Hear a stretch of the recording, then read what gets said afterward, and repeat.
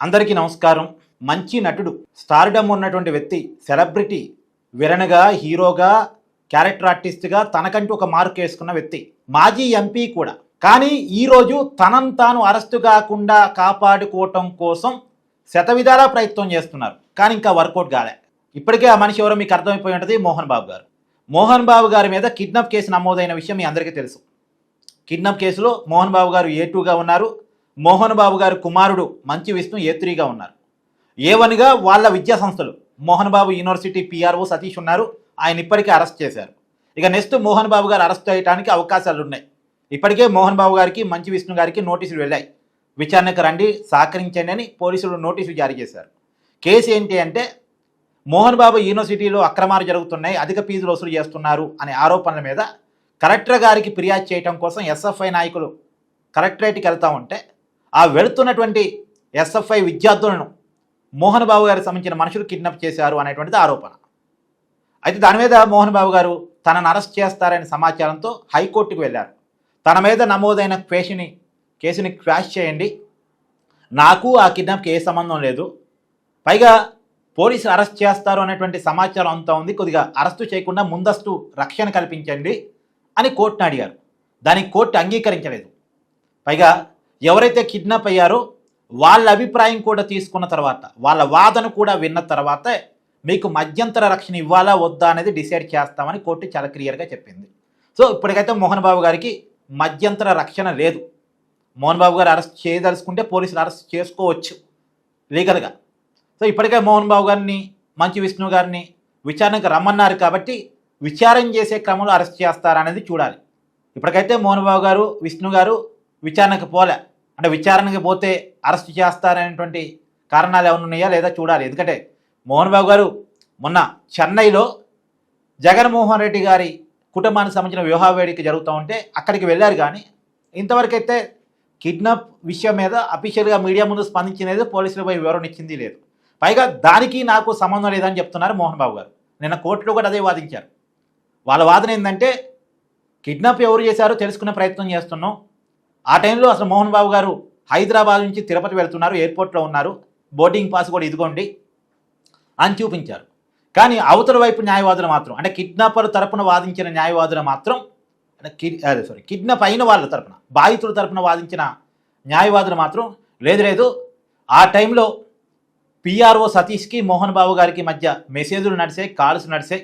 ఆ కాల్ ఇస్తూ మెసేజ్లు కూడా ఇప్పుడు పోలీస్ ఎంక్వైరీ నడుస్తూ ఉంది. పోలీసులకు చాలా అనుమానాలు ఉన్నాయి. అది మోహన్ బాబు గారి ఆదేశాల మేరకే కిడ్నాప్ జరిగినట్టుగా కొన్ని అనుమానాలు ఉన్నాయి. ఇప్పుడు ఆయన విచారించాల్సిన అవసరం ఉంది. అవసరమైతే అరెస్టు కూడా చేయాల్సిన పరిస్థితి రావచ్చు. కాబట్టి ఆయనకి మధ్యంతర రక్షణ కల్పించవద్దని వాళ్ళు వాదించారు.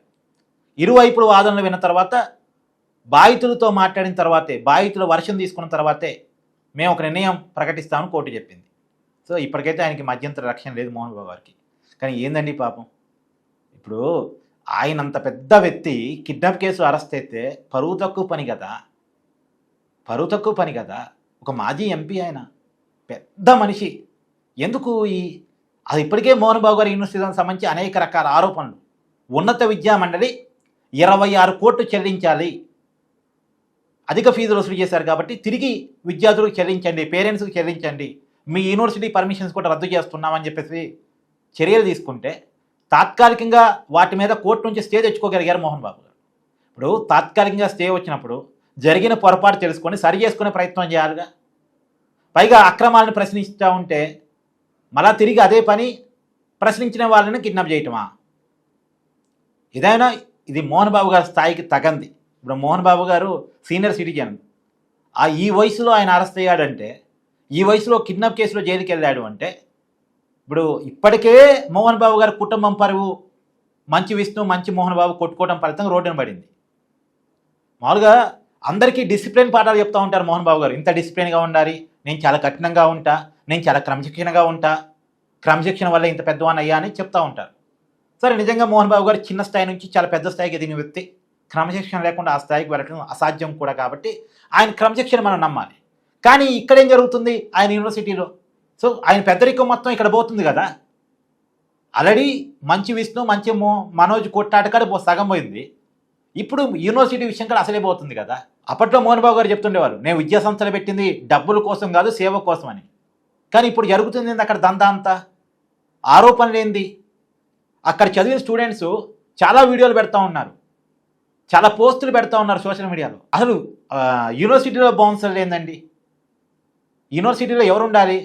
స్టూడెంట్స్ ఉండాలి, ప్రొఫెసర్స్ ఉండాలి, స్టూడెంట్స్ సంబంధించిన పేరెంట్స్ ఉండాలి, అకాడమిక్ ఫ్యాకల్టీ ఉండాలి, అంతవరకే తప్ప బౌన్సర్లు ఏంటండి?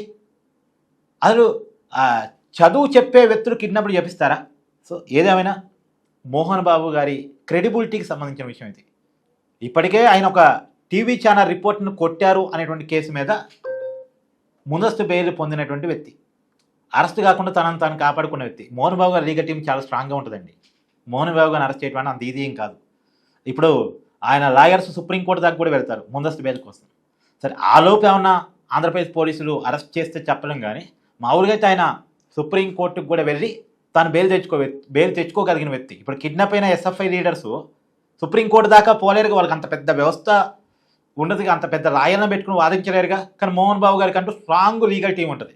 ఏ అవకాశం వచ్చినా వదలకుండా మోహన్ బాబు గారిని రక్షించగల కెపాసిటీ వాళ్ళకు ఉంటుంది, ఆ లీగల్ టీంకి ఉంటుంది. మరి మోహన్ బాబు గారితో పోటీ పడి కిడ్నాప్ అయిన వాళ్ళు ఫైట్ చేయగలరా లేదా, మోహన్ బాబు గారి తప్పు ఉంది అని తేల్చగలరా లేదా అనేది రాబోయే కాలంలో మనం చూడాలి. సో ఏదేమైనా మోహన్ బాబు గారు ఇంత లీగల్ టీం పెట్టుకొని కూడా, ఇంత కెపాసిటీ పెట్టుకొని కూడా, ఇంత స్థాయి పెట్టుకొని కూడా తనను తాను అరెస్ట్ కాకుండా కాపాడుకోవడం కోసం శతవిధాల ప్రయత్నం చేసుకుంటున్నారు. మీ అభిప్రాయాన్ని కూడా కామెంట్ రూపంలో తెలియజేయండి. Thank you.